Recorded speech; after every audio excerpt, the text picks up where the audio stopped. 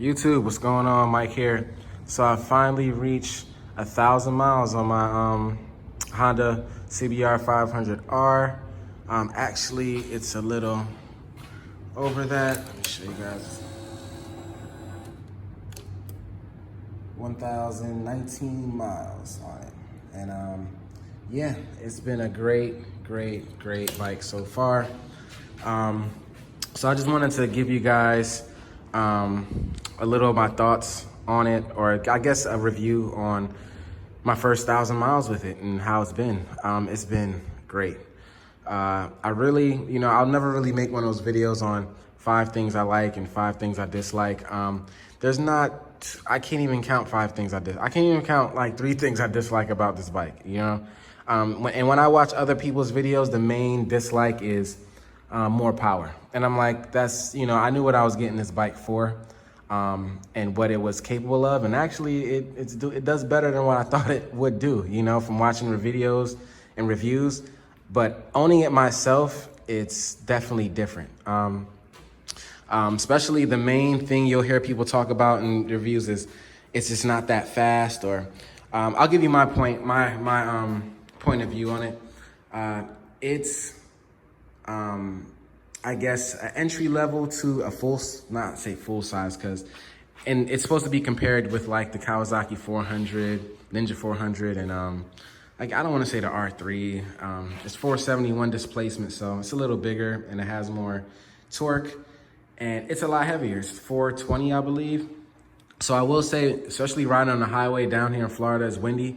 Man, this thing feels planted on the highway. Like I rarely sway side to side, and it's an enjoyable ride. I will say change that windscreen, because that stock one up there is definitely doesn't do any good wind deflection at all on the highway.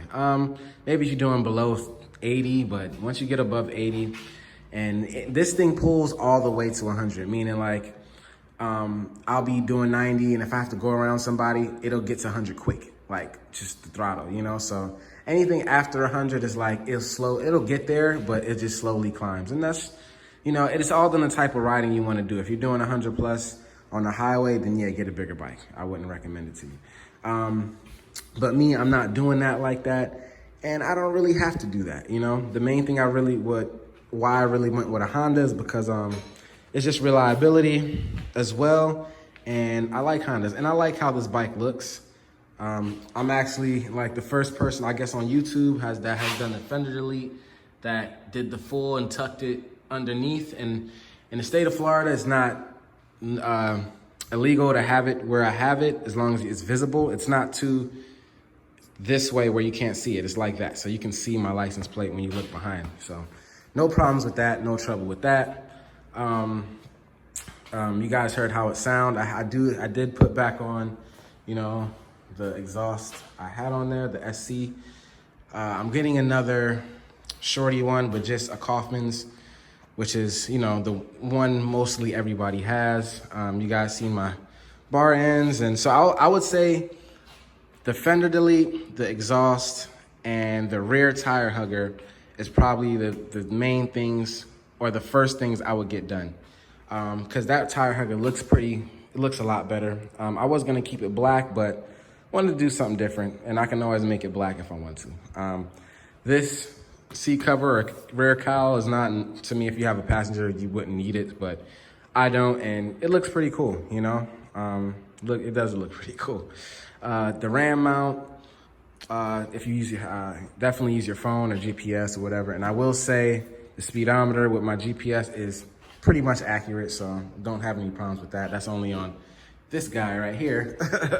But other than that, yeah, the red tire marker, got that on Amazon. So somebody thought it was a special tire. I'm like, no, it's just red tire marker you can get on Amazon. Other than that, the fuel economy is great. I probably gassed it up maybe 4 or 5 times since I owned it to get to 1,000 miles, honestly. Like, I haven't gassed it up that much, and that's amazing to me. So as much fuel economy you can have with, it's like, how much power do you want? But I can understand, because I'm probably gonna get a bigger bike later. I'm just gonna keep this one. I was thinking about trading in, but I'm like, you start to ride and you really enjoy it. Like, I enjoy the upright seating position of it. Like, I've ridden 600s, 650s, even the thousands, and I enjoy the seating position. It's like a naked bike, but it's fully fared, you know? It's got like the best of both worlds, I would say. And all you gotta do is tuck down a little bit and you'll get, this windscreen will definitely deflect it. It's a Power Bronze windscreen. They have other ones like a Puig, different brands, but that one was simple. I just took the 4 bolts out, put 4 bolts in, changed my oil today as well, put a new filter on. Yeah, it's been, like I said, a great bike. I can't complain. I'm just trying to find anything negative that I can say about it, and there's really nothing negative. I mean, the seating position is good. I've ridden on it for maybe like two hours, I would say the most. It was comfortable. You know, I can't say any longer rides than that. For me, I haven't felt any discomfort with that seat. Seat is comfortable. Yeah, it's a 4.5 gallon tank, so big tank. Lot of leg room. The seat height is not that. It's pretty much comparable to this bike. I'm 5'10", 165. So, you know, when I hear people talk about the speed on it, maybe they're bigger than me and they want to go faster. But for me and my size, it moves, you know, it really moves for me. And I don't have a problem with that. Cause that's, like I said, why I keep talking about, that's the main thing I hear people have a problem with this bike. But other than that, you can't really say anything else is wrong. It looks great. The price, maybe, I mean, MSRP is $7 grand. It's not, you know, it's not bad. When a lot of other bikes cost a lot more money too. But there are some bikes that are in the same class that are a little more powerful that you can get for around the same price, depending on where you go. So it all depends. But when I was looking for it, I know what I wanted, and I liked it. I like it. I'm very happy with what I got, you know. So, but yeah. So any questions, you guys know you can ask. I'm just pretty much gonna be doing a couple more things to it. Like I said, changing the exhaust, taking off that passenger peg, which I don't need. And that's pretty much it. Regular maintenance, doing the regular stuff. I don't know if I'm gonna change these mirrors and take these indicators off and just have indicators in the mirrors. That might be another thing I'm gonna do. I've been thinking about that. There's a lot of things. I actually saw another mod where it had the indicators and stuff, like a whole plate on it. But since I end up doing this, I don't really have to look into that, and I like doing my own thing and making my own thing, and it looks really clean right there. So happy about that. But other than that, I mean, I do like the bronze type of engine casings. It's cool, it's different, you know. I was thinking, I'm like, maybe I want it black. I'm like, no, that gives it character. I'm gonna keep it how it is. So you guys seen the sticker.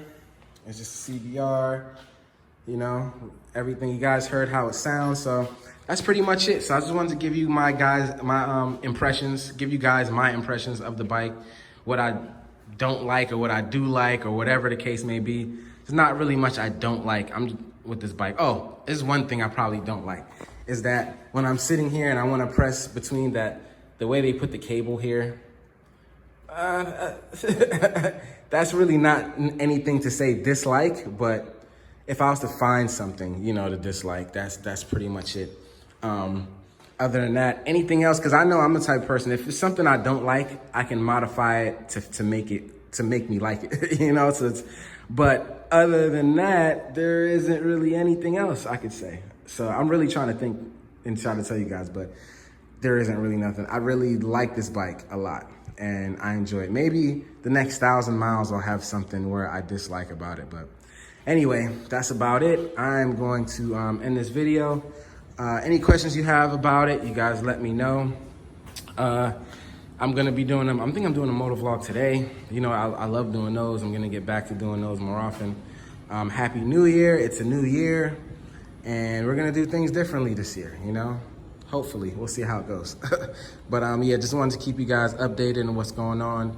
1,000 miles on it, so yeah, it's a great bike. I definitely recommend it for people who doesn't really care about, you know, going 120, 130, you know, 120 and up. You know, if you really want to do that, get a bigger bike. Don't get this bike, especially you're gonna ride on highways. But for anything under that and going on the street, this is perfect. If you have in windy areas, perfect. This thing stays planted. You feel like solid, even leaning over with it. And it gives you experience, even if eventually you get a bigger bike, because this bike is, you know, it's a heavier bike. It's not a light bike. The rear tires are 160, 60, 17. So it's a wider tire than my, what's that, a 150, 70, 17. And the front is a 120, 60. So you know, it's full size tires, it's full size bike. It's not, you know, a small thing. You got to push it around, you know, but very manageable. It is considered a beginner bike in that sense, but it's definitely a bike to just own and keep it for a long time if you want to. You know, it all depends on how you ride. That's what I always tell people, how you want to ride. So yeah, anyway, you guys take it easy. I'll be back with another one. Also, real quick, wanted to show my my daytime running lights. So that's how they look. Just want to show those real quick. Maybe show the headlights, why not?